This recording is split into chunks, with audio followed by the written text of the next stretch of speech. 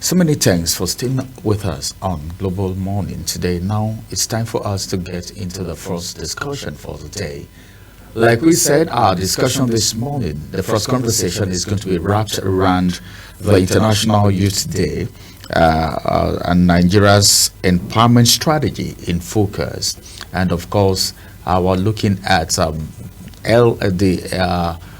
SDG, and we are bringing it down to the locals because this has to do with the youth. Some persons will tell you the youths are the life wire of every society. And some persons may argue that, especially in a situation where the youths will have to struggle to get everything in the same environment where there is this mentality sold to the youth that they are the leaders of tomorrow and the life wire of every nation. And to discuss this very topical issue today, I have the Executive Director of Youth Hub Africa seated with me in the studio in the person of Rotimi Olawale as we get into the discussion. It's good to have you join us this morning, Rotimi. Thank you very much. It's my pleasure to be here. All right, Youth Hub Africa. This is a name that rings bell.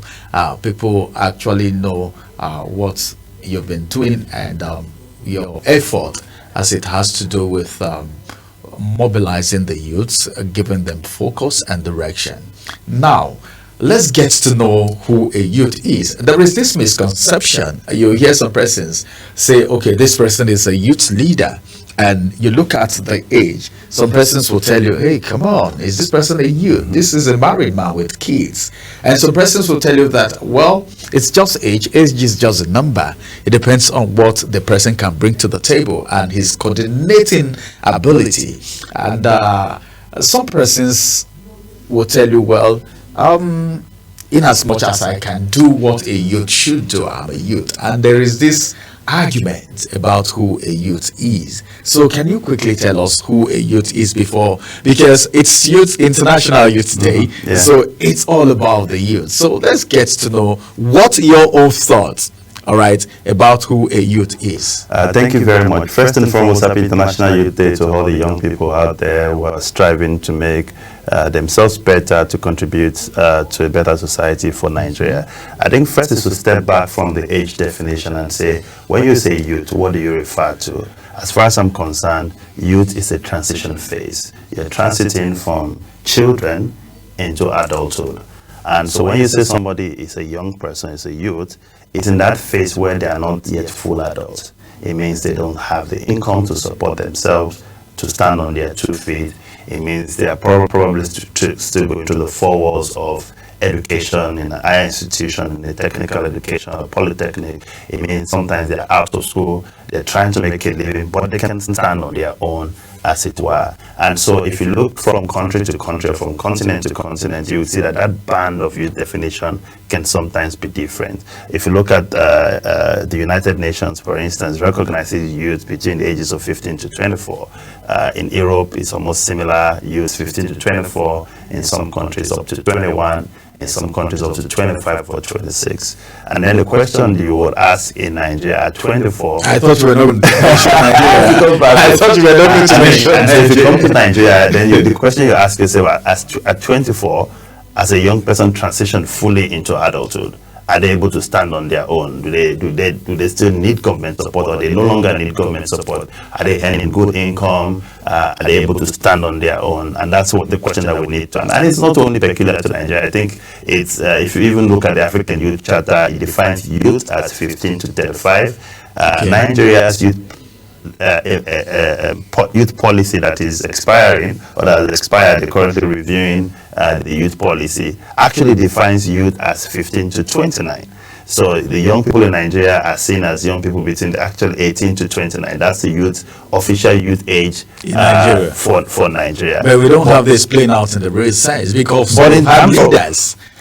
And so that's what you need to understand. When it now comes to representation, yes, right? If you look at political parties, for instance, which is where many times you see people that are maybe almost twice my age claim to be youth leaders. I have had the opportunity to interact with many of youth leaders in the past, and even currently I've even been invited to train a cohort of youth leaders for a political party drawn from their state youth leaders across the country.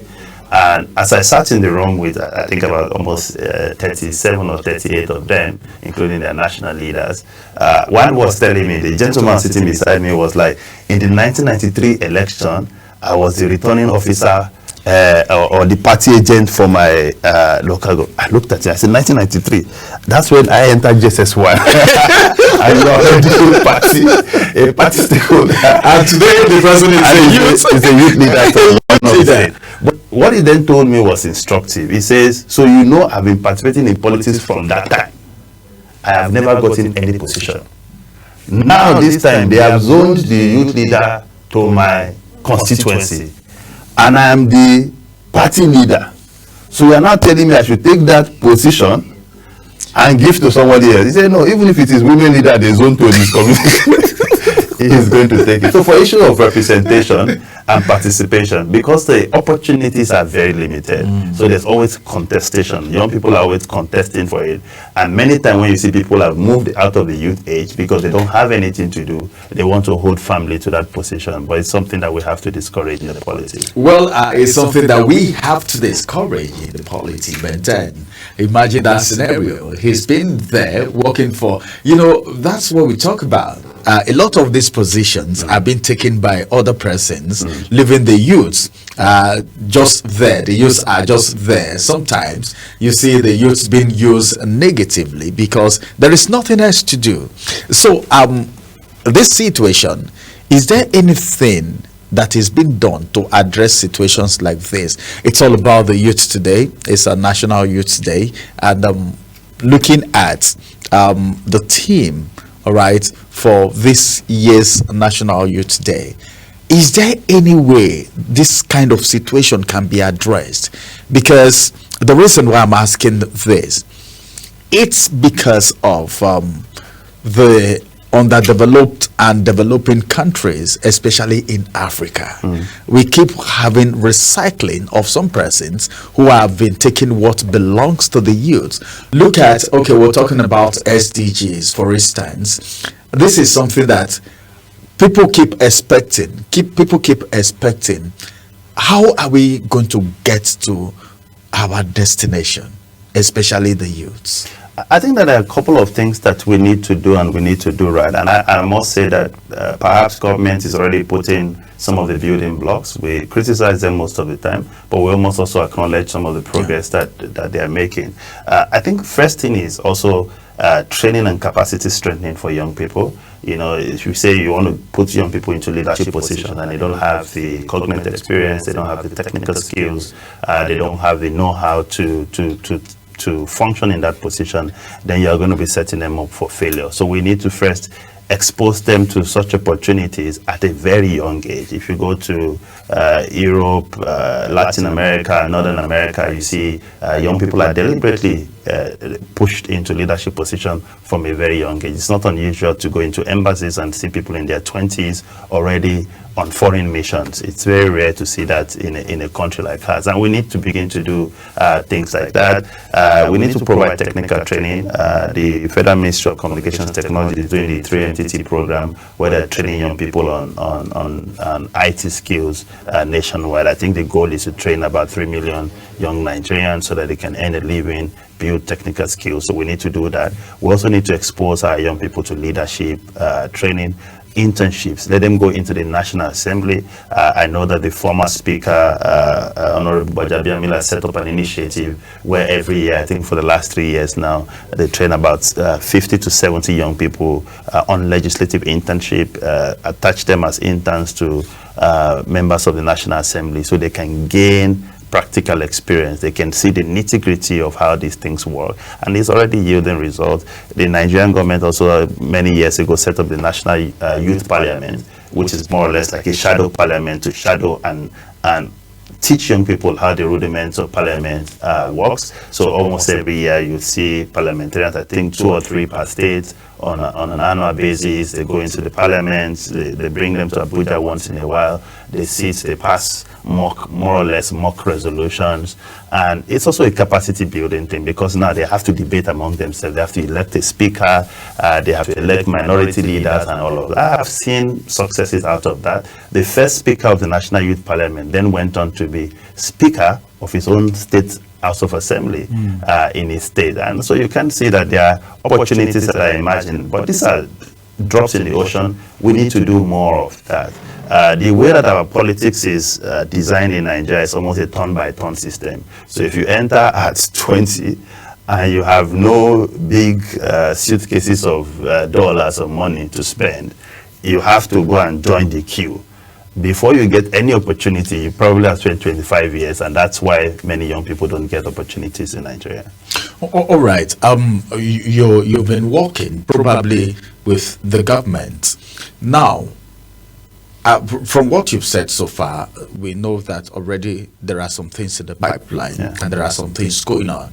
Looking at today is International Youth Day, and the team, what do you think informed this team, and how important is this team to the Nigerian youths? I think if you look at the Sustainable Development Goals and leading local action, I think that, again, even young people on their own in Nigeria are doing a lot, even with or without government support. If you see, I always say to people, there was a time one of our leaders says Nigerian youths are lazy. I strongly disagree with that analogy. If you walk the street today, I was driving on my way here, it was raining. You see many young people already on their way to work, some of them raising the rain, some of them setting up their wares to sell things. I pass through Wuse Market, I see the woman who sells okpa right there on the bridge, right in the rain, wrapped herself in a plastic bag, and she's doing her business. So young people are not lazy.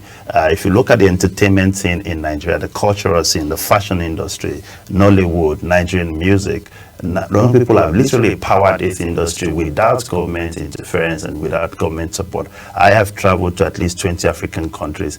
Everywhere I go, people desire Nigerian attire. They've seen it in our movies, they've seen it in our music, they've seen it in our colorful weddings, and they want it, you know. And this is literally almost 100% powered by young people. The fashion craze that we're seeing today, the music industry, where we have literally grown music global icons from the streets of Lagos, boys who are hustling, you know, and have now built by themselves, brick by brick, mortar by mortar, no loan from government, no grant from government, and they built themselves into global superstar. Whereas what people only see is a musician performing, Davido or Wizkid or Burna Boy. But there's an entire industry powering that.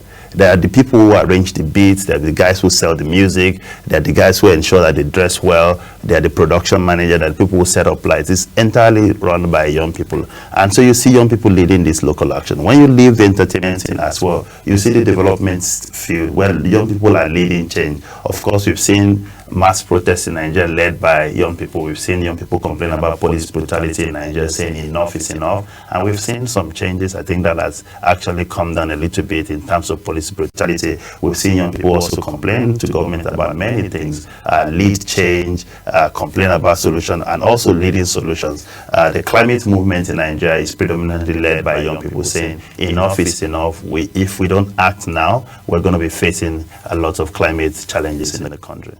All right. When we're talking about the youths, there's a way I look at the youths. Like I was saying during my introduction, they are more like the life wire of every society. But our youths today, what do you have to say? What do you think about their level of orientation? Why do I have to say this?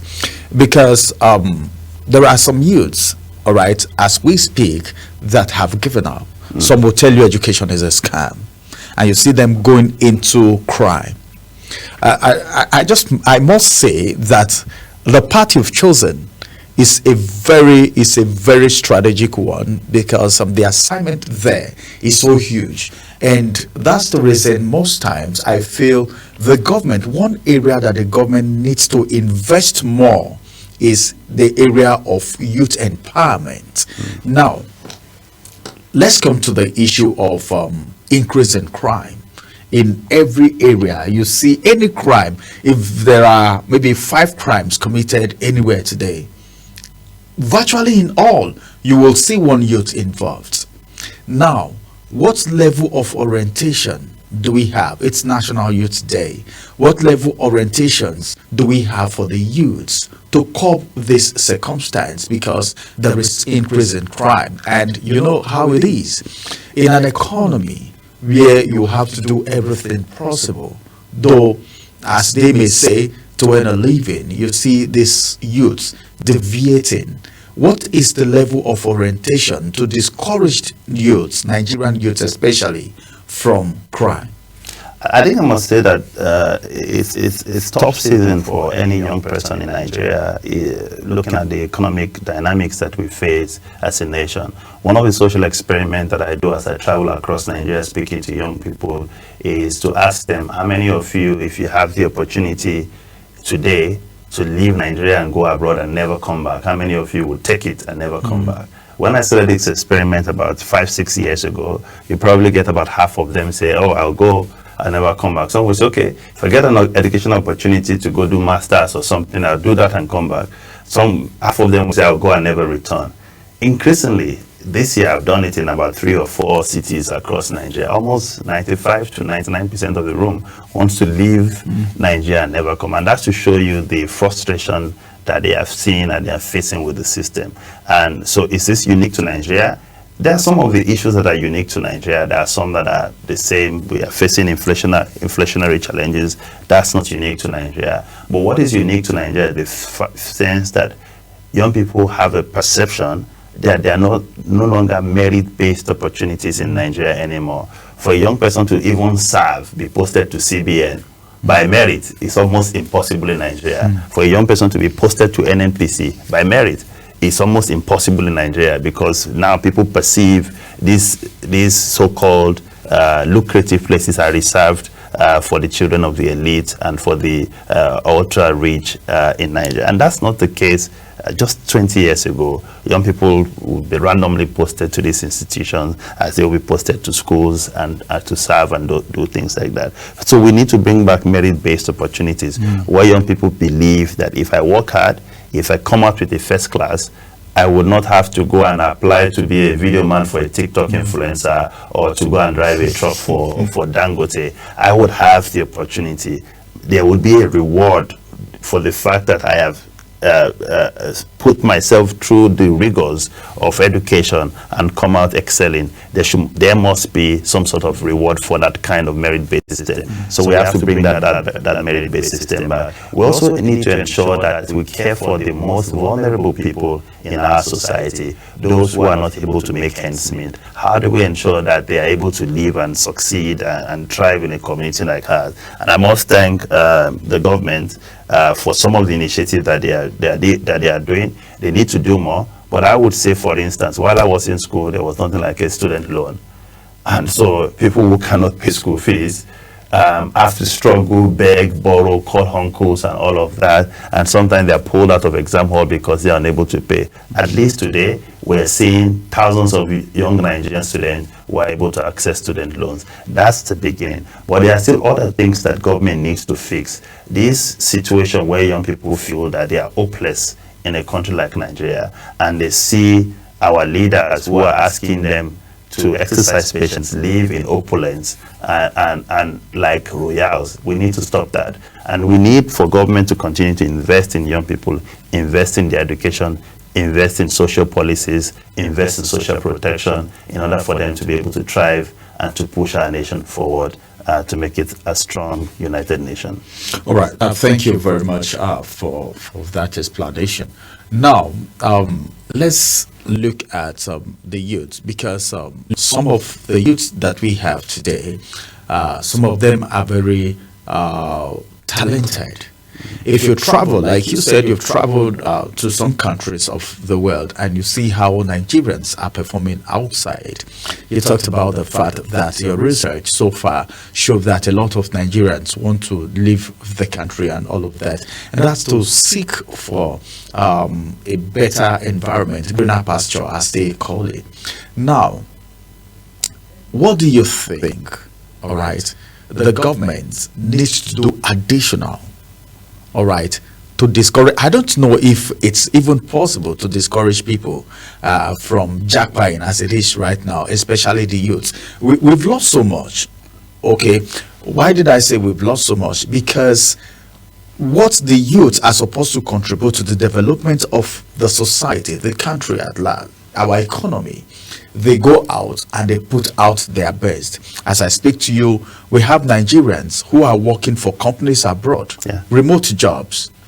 But what if this effort is being put into our economy? If there is the enabling environment, where would we have been today economically? So now, what do you think the government needs to do additionally, especially in the area of tech, ICT, to make our youths settle down and stop thinking? Now we're talking about brain drain. Doctors are living on a daily. As of today in one of the papers, the doctors are worried about the death rate in the country because people can't afford treatment. We have shortage of doctors and all of that. And the youths who are supposed to occupy this empty space are also desiring to leave. So now, how do you think the government and those of you in the field interfacing with these youths, what do you think can be done to make sure this mentality is being erased, if it is possible at all? Yeah, I think that we just need to take a step back. One of the things I say in the work that I've done so far is that my belief is that talent is evenly distributed all over the world. There is no country that does not have extremely talented people, including Nigeria. Actually, in Nigeria, we are so blessed we have extremely talented people. What is not even is opportunities.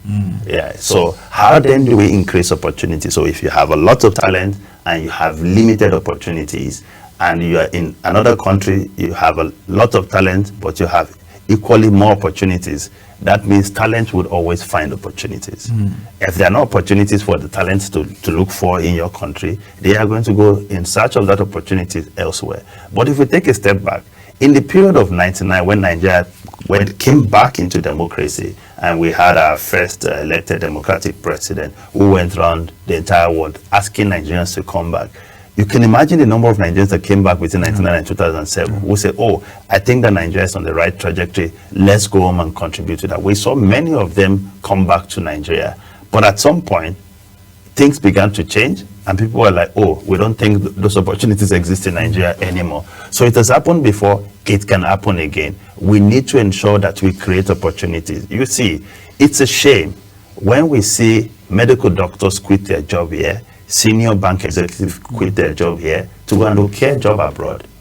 It's a total waste of investment. For you to look at it, before you finish university in Nigeria, you have done 6 years of primary school, at the very least. You have done 6 years of secondary school, 12 years. You've done an average of 4 or 5 years without strike in the university. That's 17 years. And for you to be a middle-level manager in a bank, mid-level, you've done probably another 5 years of work or 7 years of work.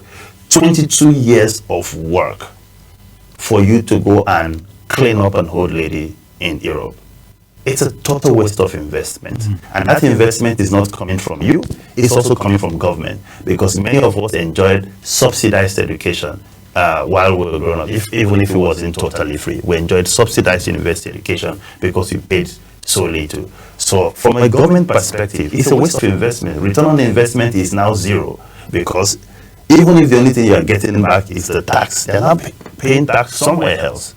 They are no longer developing your country. Their tax is used to develop somewhere else. But it's a total waste of investment where you have someone so talented, an engineer, quitting his job, carrying his entire family to go abroad. But the first thing is to ask people, why are they leaving? Is it just because of money? People are selling their houses in Nigeria to go abroad. Is it because of money? Not all the time that is because of money. Sometimes it's also because of things like safety. When people feel a sense of fear, where people say, oh, if I send my daughter to school, how would I make sure that she will not be kidnapped on her way back? The sense of safety that they have in Nigeria, the sense of security. If my children go here, do they get the same level of quality education as if they live in Europe? Our public education is in shambles. I say today, it's almost impossible to send a child to public education from primary 1 to SS3, and they'll make it into university without extramural classes, especially if the public school is outside of state capitals. It's almost impossible for them to pass WAEC and JAMB. All public schools, it's almost impossible. If they don't have extramural classes, if their parents are not buying extra books and teaching them differently and putting a lot of effort, they're not going to make it, because public education is in shambles. How then do we create opportunities for kids like that? How then do you say they should not go into crime? So we have to invest in our public education. We have to pay our teachers well. We have to ensure that that education that we're giving to our kids, that they can read and write, that we can expose them to world-class education. And we can create opportunities at home. We can create opportunities because at the end of the day, government has just very limited people it can employ. All of us can work in government. We can work in civil service. The spaces are limited. So government's biggest role is to energize the economy, that institutions, private sector drive jobs, right? Our music and movie industry, perhaps they're just making 5% of the impact they can make today. If they get a lot of government support, they would energize the entire continent, because if you literally will go anywhere on the continent, they're listening to Nigerian music. Anywhere on the continent, 80% they're consuming Nigerian music and Nigerian content. How do we energize this some more? So there are lots of opportunities. Government needs to set the policy right. They need to develop the policy framework. We need to create opportunities at home. When people perceive that there are opportunities here, they will return. And when they return with a global experience. They return with technical know-how, having experienced life both here and abroad, and they help to oxidize and energize our economies. All right. We're trying to round up, but now, what do you think about youth participation in politics? Let me take you back a little bit from your explanation when you were talking about the fact that some youths are being inculcated into what happens at the National Assembly and all of that, political participations and all of that. There is this mentality, in Nigeria, that if you must succeed, you need to be a politician. And from my own point of view, I don't see politics as a career. All right. Even people who go to study politics in political science in school, some of them come out and they don't smell anything politics forever. But then there is this mentality sold to the people, especially the younger ones, that it is a do or die. Getting into politics makes you rich, you can amass wealth and all of that. So some youths, as we speak, are not ready to do anything, but then following godfathers, like you talked about that young man who said he has been working for years. If any position comes, he needs to take it. Only God knows how long he's been there working. We have a lot of youths that are being used negatively by some politicians because of the mentality that one day, if I continue to follow Oga, I will also get into politics and become a politician and get into a political office. Now, that is one area, as it has to do with political participation, with a negative mentality of getting into a political office. Generally, what do you think of youth participation and involvement in politics in Nigeria, and what's your assessment? At what level are we? I think at the end of the day, any sector that looks flamboyant, that people can see, people drive big cars, throw lots of money at parties, young people are interested in that. And that's why you see, as we speak today, I'm sure there are probably 5,000 young people in studios across Nigeria trying to rap or sing in the hopes that they will make it and fly private jet like Davido or Burna Boy. Some of them will, but the success rate is going to be about 2 to 5%. Many of them will not, because they don't have the skills, they don't have the talent, and they don't have the opportunity. It's the same with politics. People see politicians flamboyant, drive brand new SUVs, go into the communities, give people money, and they desire that kind of life, But the thing that we need to also step back is, one, to hold our government accountable. Why are they spending that much money? Is it their money? It's our commonwealth. It's not resources that they should use on themselves alone. And the second thing, we also need to solve what is called the Maslow's hierarchy of need. At the bottom of the pyramid is the need for food, for shelter, and for clothing. When people are not hungry, it becomes very expensive to mobilize them for ulterior motives. Right now in Abuja, if you say, oh, you want to mobilize people and bring them to Eagle Square to sing and dance for you, and you offer 1,000 naira, nobody's going to show up anymore. Why? 1,000 naira does not pay their tea fare. If you're bringing somebody from Mararaba and say, come and dance for me at Eagle Square, I'll give you 1,000 naira, it's not going to show up because the guy's going to calculate. But to Eagle Square, I'm going to spend more than 1,000 naira. You have to offer more. But imagine if that young man is selling recharge card by the roadside and is making profit 10,000 naira per day, and you ask him to leave that enterprise to come and dance, you must be offering 15,000 or 20,000 for him to come. If you're not offering 20,000 naira, he's not going to come, because how would I leave, even if I like you as a politician, why should I leave my daily income where I earn 10,000 naira to come and dance for you and get a t-shirt and be paid less than what I earn on a day? But the fact that we have so many unemployed young people in Nigeria who are struggling to eat. Many people are woken up in Nigeria today, they don't know what they're going to eat today.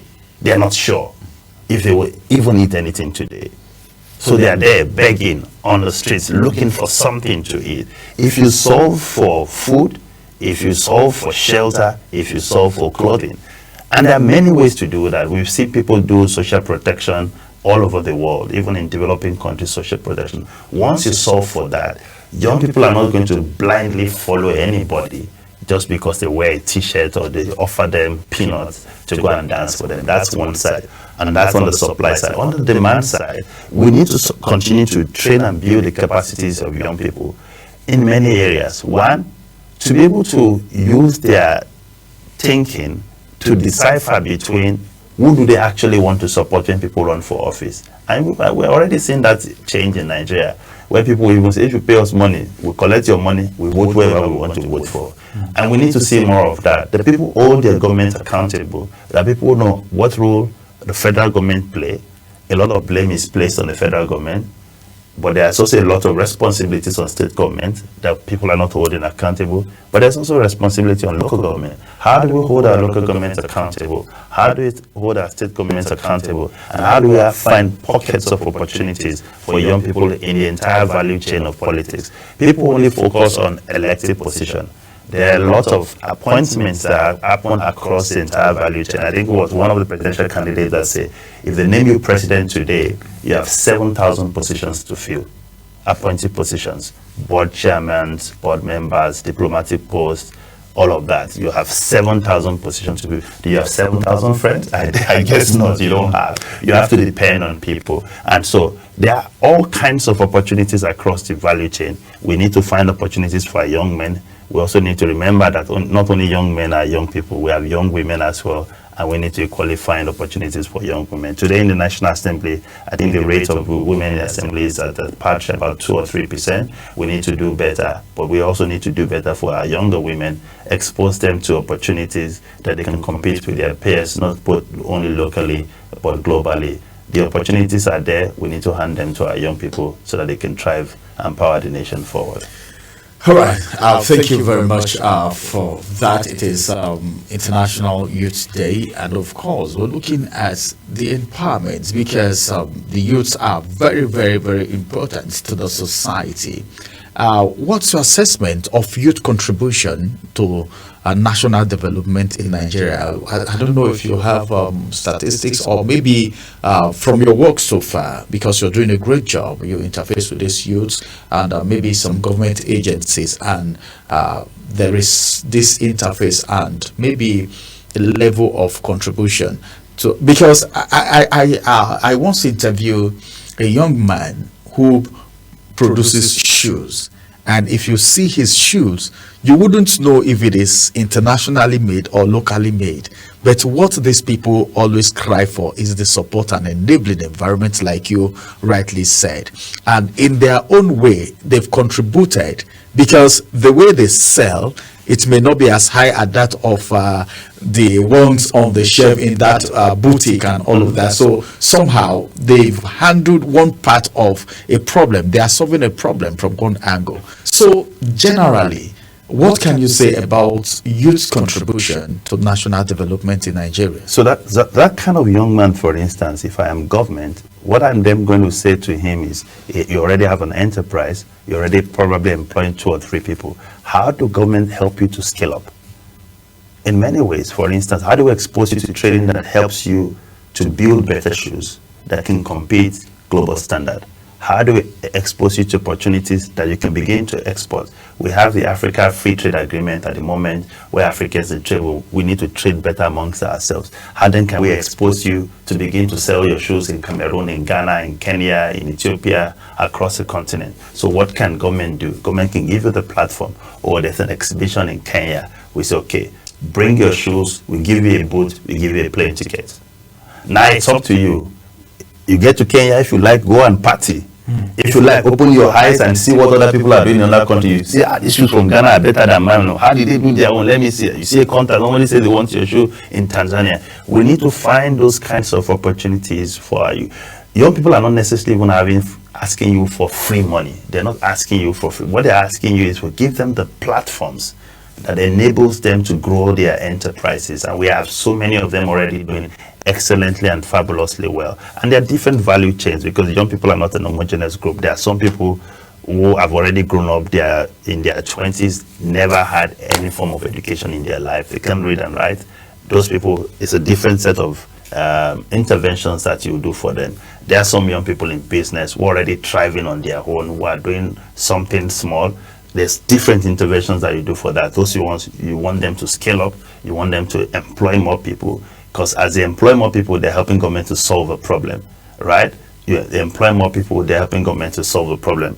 And then there's also the big enterprises. You're also asking them, give business to these young people, right? You're telling the Dangotes, buy from these young people. You're telling even government agencies, patronize these young people. Don't buy things from abroad all the time. Don't buy only from the multinationals. Patronize these young people and pay them on time. Don't be like government where they supply stuff for you, you hold them for 5 years. You're going to ruin the small business. Multinationals can survive that, but the small business won't survive those kind of things. And so we need a mixed mixture of policies to ensure that our young people continue to thrive and they can conquer the entire world. All right. It's National Youth Day. I'll keep echoing that, and we're looking for SDGs. Now, talking about SDGs, what level are we as it has to do with SDGs in Nigeria? I think, unfortunately, we're not doing well with SDGs. I was at the high-level political forum in July, where we discussed progress on the SDGs. Nigeria submitted its report, its third report, looking at progress that we have made on SDGs. Unfortunately, we are not on track to achieve any of the SDG goals. But I would say that we've made some progress here and there. There are buckets of progress that we've made here and there. We've made some progresses, perhaps on education. We've made some progresses. We're now making progress a little bit on health. We've been able to eradicate polio in Nigeria after concerted effort. So we see pockets of progress, but I must say we're not on track to achieve any of the SDG goals, and I think that is disappointing for a country like Nigeria. All right, we've been talking about youths, and there is this belief, and it's not just a belief, it's a reality, that some of these impacts that we're talking about, engagement, impact, orientation, opportunities, is available to people at the urban area most times. Something drew my attention when you made mention of the fact that some persons are in their 20 already, they don't even know how to read or write, and these people need to survive. And when you want to talk about youth development, it should cut across all strata, communities, people at the rural area, every one of them. Because if you're working on just the people in urban area, one day these persons may find their way to the city and they will constitute nuisance. So now, what's the level of engagement at the grassroots? I think that what we're already seeing in Nigeria is rural-urban migration. If a young person is in their teens or in their early 20s, whether they are educated or uneducated, you ask them, they want to move to the biggest urban city. So you see Kano, you see Lagos, you see Abuja, you see Port Harcourt. I think about the big five in Nigeria, the biggest city. So young people want to go there. Even if they can't do anything, let me go and ride Okada in Kano. I will make more money than stay in my small village there, you know. And so they have the dreams of moving to the big city. And so what is the push factor to the big city? What kind of infrastructure, sometimes social life, that exists in the big cities that don't exist in the small cities? It's also about even access to training. There are more training happenings in the big cities than the small cities. And that's what government needs to look at. How do we ensure that, for instance, if you're not careful, in another decade or two, we'll only have old men and women on farms farming, continue to farm in the old ways that we've always farmed, because farming will not be attractive to young people. How do you make farming attractive to young people? How do we ensure that we train them on smart, modern tools that they can use? How do we connect them to market? How do we ensure that infrastructures for them to take their goods to market exist? How do we ensure that we do processing? We're not just selling raw materials and raw products. There's a lot of processing ongoing and things like that. And so these are the kinds of opportunities we need to find for our young people in the rural areas to ensure they also can thrive and contribute immensely to our economy. Today, they are growing our food, but we need to ensure that they process this food and send it out of the country for export as well. Well, that's a very wonderful time we've had so far, and I'm so excited because it's International Youth Day, and we have the director of Youth Hub Africa right here, and it's been a very fruitful discussion. But then, finally, what will be your word of encouragement to the Nigerian youth and the government? It's Youth Day. Just talk to the youth. Forget about the government, because it's Youth Day. But then, can we ever do without the government? Well, just your last word. I would say to every young people listening, wherever you are in Nigeria, don't give up on your dreams. Many people have made it out of this country, and many people they start from a place of lack, and they've moved from that place to a place of abundance. So whatever it is that you're going through at the moment, keep thriving, keep pushing up, keep improving on yourself, and believing that you can make it. And I'm absolutely sure you will, and you'll be the best version of yourself possible. Thank you. Thank you, Rotimi Olawale, for joining us on the first conversation on Global Morning today. Many thanks for joining us. Thank you for having me. All right, viewers, this is going to be the size of the first discussion on Global Morning today. Don't forget that another very interesting conversation will still be coming on your way. But before that conversation comes up, we're going on a quick break, and after this break, we'll bring you our social